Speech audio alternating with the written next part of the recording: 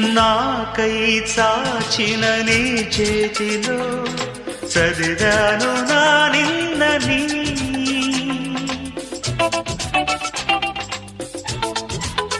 ఓ నాకై చాచిన నీ చేతిలో చదివాను నా నిన్నని.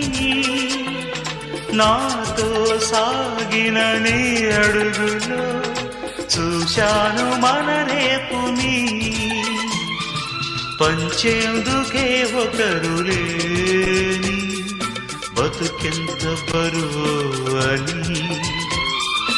ఏ తోడుకి నోచుకోని నడకెంత అలుపో అని.